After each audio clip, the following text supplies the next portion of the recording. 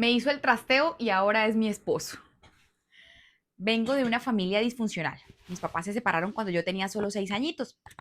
A esa edad, una todavía cree en los cuentos de hadas, pero la realidad fue muy distinta. Mi papá se alejó de mí por completo después de su ruptura con mi mamá. No volvió a buscarme, simplemente desapareció. Y así, sin entender mucho, terminé viviendo con mis abuelitos maternos. Ellos eran lo mejor del mundo, especialmente mi abuelo. Ay, Rude, ese hombre fue mi primer amor, mi primer refugio, mi todo. Pero el destino me lo arrebató cuando yo cumplí 11 años. Se fue de este mundo. Sentí que yo me iba con él. Desde ese momento mi vida cambió. Me fui a vivir con mi mamá y su nueva pareja. Al principio ese señor era muy amable conmigo como si yo le importara, pero con el tiempo mostró su verdadera cara y no fue bonito.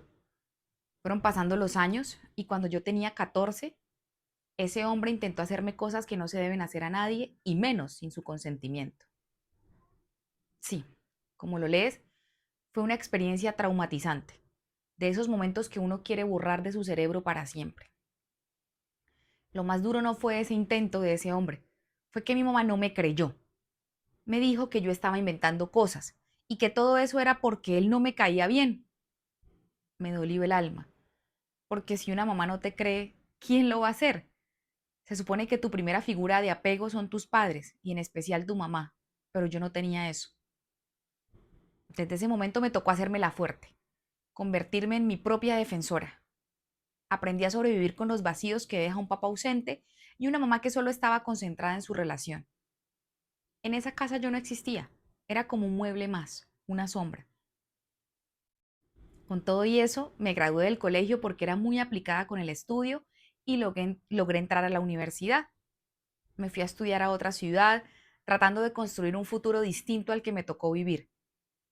Pero en unas vacaciones de mitad de año, conocí a alguien que cambió mi historia, para mal. Él era mayor que yo, pertenecía a las fuerzas militares de mi país. Parecía un hombre de mundo, serio, centrado, diferente a los muchachitos de mi edad. Empezamos a hablar por WhatsApp, nos ilusionamos. Para ese momento yo contaba los días para volver al pueblo y verlo. Y ese día llegó, me sorprendió llegando sin avisar. Se presentó en mi casa como un príncipe, me recogió, salimos, comimos, fue un día soñado. Yo me sentía querida, valorada y sí, lamentablemente pasó lo que no tenía que pasar. Y es que no debe pasar si las dos partes no están preparadas para lo que puede pasar después de un encuentro de este tipo, si no han hablado de un futuro con hijos o de qué tipo de relación quieren tener. Es una irresponsabilidad. Ese fin de semana nos fuimos todos juntos a la playa. Todo parecía tan lindo, salíamos a diario, nos reíamos, hablábamos de planes, pero cuando faltaban 2 semanas para que él regresara a su base, empecé a sentirme mal. Y ahí, como buen cobarde, empezó a alejarse. Ya había conseguido lo que quería. Yo de ingenua y enamorada le di la prueba de amor. Y pues él muy canalla ya no necesitaba nada más de mí.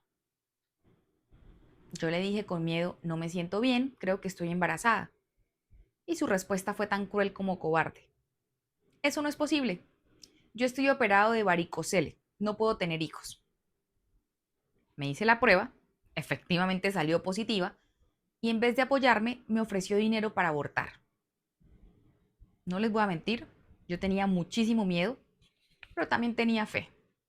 Le dije, no, yo no lo voy a abortar, yo voy a tener a mi bebé. ¿Qué No edad por ti, tenía? sino por mí.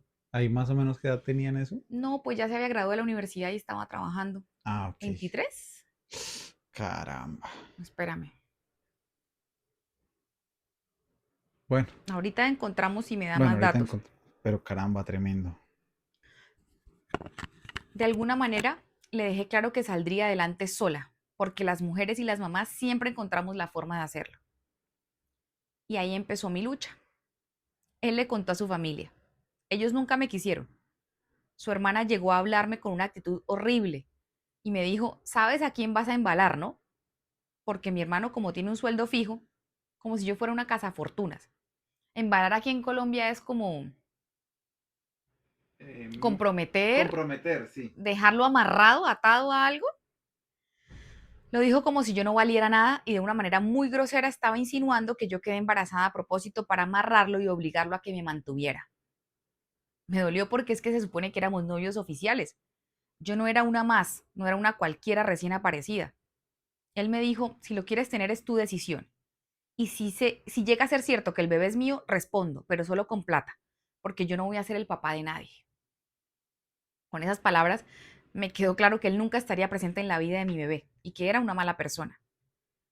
Pasé mi embarazo sola, con complicaciones, pero eso sí, con mucha fuerza. Ahí fue cuando mi mamá comenzó a cambiar, se mostró de mejor actitud, me apoyó, me motivó a no dejar la universidad. Yo estudiaba, presentaba los trabajos, cargaba con mi barriguita y lo logré. No se había graduado ni estaba trabajando para tu pregunta, pero ya era una mujer, diría yo que unos 21 años, 22. Resulta que mi hijo nació antes de tiempo, en el mes 8. El día antes del parto, él, el cacas, apareció en el hospital a cuestionarme si el bebé era suyo. Me dijo que no le daban las cuentas. Yo me exalté porque cómo podía dudar así de mí, si cuando quedé embarazada él era mi pareja y yo sí era leal. Discutimos, me alteré tanto que al día siguiente me subió la presión y me tuvieron que llevar de urgencia al quirófano. Me hicieron una cesárea para salvar la vida de mi bebé. Mi mamá llamó a preguntarle a él, a reclamarle qué me había dicho. Y él solo respondió que nada, que simplemente me habló claro, que no entendía por qué me había alterado. Mi hijo nació y fue como si Dios me diera una nueva razón para vivir. Era igualito a él, pero nació enfermito. Sus pulmoncitos no estaban listos. Lo tuvieron que llevar a cuidados intensivos. Fue un susto horrible y viví una angustia que no se la deseo a ninguna madre. Él, el cacas, el donante, estuvo presente, pero no me daba la cara. Cuando salimos del hospital, me dijo que de una vez quería hacerle la prueba de ADN al nene porque su hermana decía que el niño no se parecía a él. Yo le dije, hazla, no tengo nada que esconder. Tuvimos que esperar unos meses para los resultados. En ese tiempo fui mamá y papá.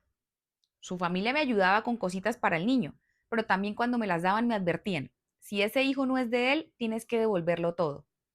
Ellos me daban migajas económicas para que yo no le pusiera alguna demanda o denuncia por manutención y que no lo fuera a perjudicar con su trabajo, no porque les importara a mi hijo. Resulta que la prueba efectivamente salió positiva. Ese señor me llamó y me dijo que registráramos al niño y que él me iba a pasar 300.000 pesos colombianos mensuales. Uy, no, se va a quedar pobre la sabandija esa. Porque es que no hay otra palabra por una sabandija que cree que con un ¿Cuántos son hijo 300.000 pesos en dólares? 70 ¿50? dólares, 80 dólares. ¿80? Sí, $80 al mes para mantener un hijo. un hijo desgraciado, sabandija esa. Total, así tuve que aceptarlo, así quedamos y él lo hizo durante 4 años. Pero de papá nada, porque ser un padre presente no lo hizo jamás. Mientras tanto, yo seguía estudiando, trabajando, estudiando, buscando cómo pagar el jardín del niño. Pasó el tiempo y me mudé a otra ciudad buscando una mejor oportunidad laboral. Me fui con mi hijo, sin pareja, sin red de apoyo, pero con ganas de no rendirme. A medida que el tiempo pasaba, me duele mucho porque mi hijo crecía y empezaba a hacerme preguntas como, ¿dónde está mi papá? ¿Quién es mi papá? Yo solo podía responderle que él trabajaba muy lejos y que como viajaba no era fácil que nos viera. Pero hace 2 años mi historia cambió. Tuve que volver a mi tierra porque el contrato que tenía de trabajo se acabó. Buscando ayuda para la mudanza, contacté por redes a un muchacho que conocía de antes. Desde que lo vi sentí algo, una chispa, es que había algo especial. Él me ayudó con todo, fue amable, atento. En ese camino del viaje tan largo hablamos como si nos conociéramos de toda la vida. Al día siguiente del trasteo me enfermé con una alergia terrible y subí una foto a mis estados de WhatsApp. Él me respondió todo el tiempo súper preocupado y seguíamos en contacto. Pues mujeres, ese hombre de la mudanza o trasteo, como le digan, ese hombre se propuso conquistarme y lo logró. Tanto así que hoy es mi esposo. Nos enamoramos y formamos una familia. No fue fácil, ninguna historia es perfecta y el amor está donde menos lo esperas. Ambos teníamos mucho miedo del qué dirán y de muchas situaciones ajenas a nosotros, pero él se ganó mi corazón y el de mi hijo. Ha sido un verdadero padre, amoroso, responsable, presente. Nos ha hecho muy felices. Después de la tormenta, llegó la calma. Gracias, Ruth, por leerme. Gracias por darle voz a tantas mujeres que, como yo, hemos sufrido en silencio, pero seguimos de pie. Espero con ansia los comentarios de tu señor productor. No, pues mira, seguidora, felicitaciones por haber encontrado a ese buen hombre del trasteo. Y a mí me da mucho mal genio que un embarazo, que es algo que claramente hicieron dos personas irresponsables, deje unas consecuencias que solamente tiene que asumir la mujer y el desgraciado, el miserable, tacaño ese, no tenga que asumir las consecuencias sino solamente ella. Y a mí eso me parece tan injusto. Pero bueno, en fin, qué bueno que dio con ese buen hombre Y un buen padre y para el que hijo. también es un buen padre para su hijo. Y el otro, el donante, ya Ajá. envejecerá, ya llegará viejo y ya pagará las consecuencias de sus Un actos. abrazo, bella. Gracias por mandar la historia.